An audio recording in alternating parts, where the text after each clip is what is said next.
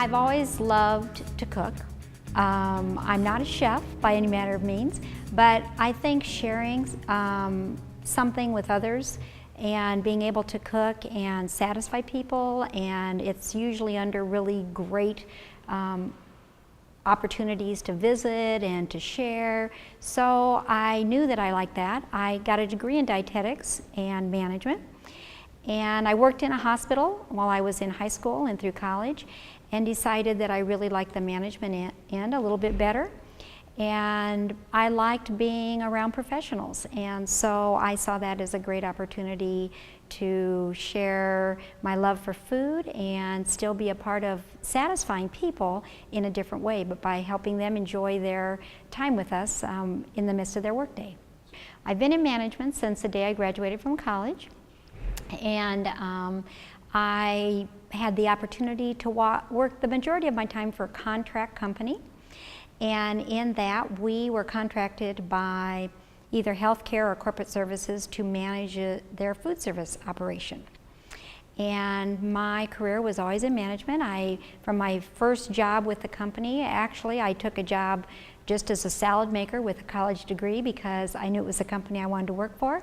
And I worked for them for almost 30 years, so it was a good choice to start with.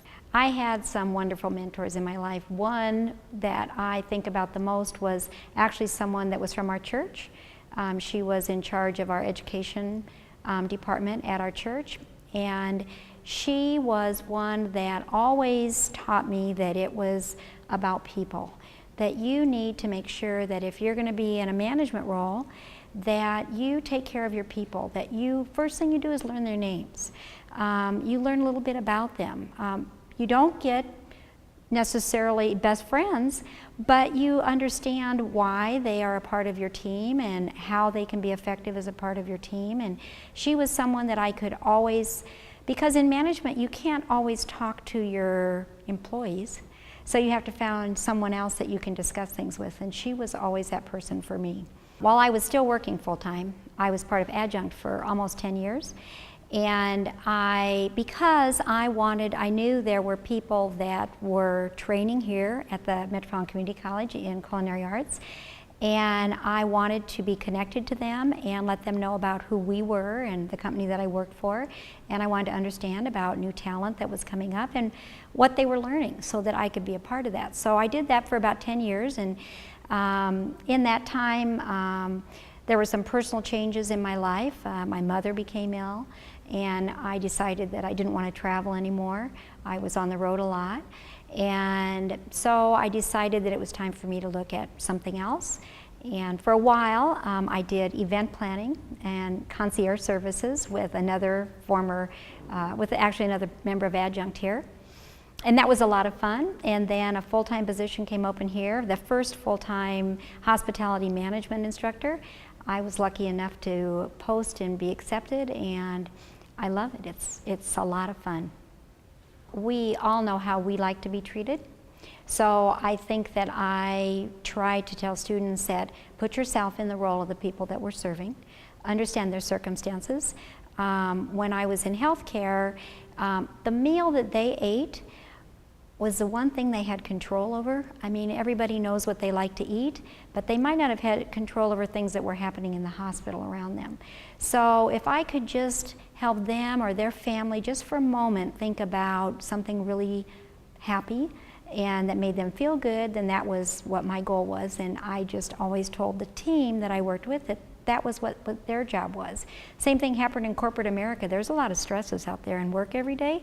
And so when someone comes down to dine with us, chooses to come down and dine with us, and they come down there and they've probably had a few things that maybe didn't go exactly the way they wanted that day, just for a moment, if we could have them just get away from that and enjoy visiting with others and eating some great food, and hopefully the staff took good care of them, and it was just natural. It was the right thing to do. It's an addictive industry. It's fun. It's dealing with people. It has its challenges, And so I want to make sure that when people get into management that they understand that there are many, many rewards and there are many, many challenges, and that I want them to have a realistic picture of what they're going to be doing when they get out in the real world and know how much fun it can be. It doesn't have to be negative. I think in my supervision class, the first thing I start out with is tell me something about a supervisor that really made them an exceptional person to work for. And it's amazing how many things they can think about. And I say, so now, 5 years from now, wouldn't you like, as we look at this board, everything on this board that your employees would be saying about you? So I want them to always, I'm kind of a half full kind of a person. And so I always want them to think about what's the positive that you can take away and bring out of every situation. It's not about who did what or who to blame. It's about how we can make it better and make it better for everyone that we work with and everyone that we serve. Being in the service industry and the hospitality industry is not for everyone. One size does not fit all, and that's the other thing you have to keep in mind too, that you have to find the person that enjoys what they're doing and understands people. You know, I think one of my greatest stories was I had a manager that reported to me, and she was a little bit gruff in the way that she came across to the people that she worked with. She had great talent, and she truly cared about the people that were on her team. She just didn't come across that way. And so when I sat down several times to talk to her, and we talked a little bit about the golden rule, and she said, you know, the thing is, Joellen, that my golden rule is different than yours. I appreciate being spoke to in a direct way, and that's the way I live. And so all of a sudden it dawned upon me that everybody has a different reality, and what our role is to try to figure out how can we serve that person in a way that feels good to them. Sometimes it is standing back. Sometimes it's getting involved. We just have to be able to read that and understand.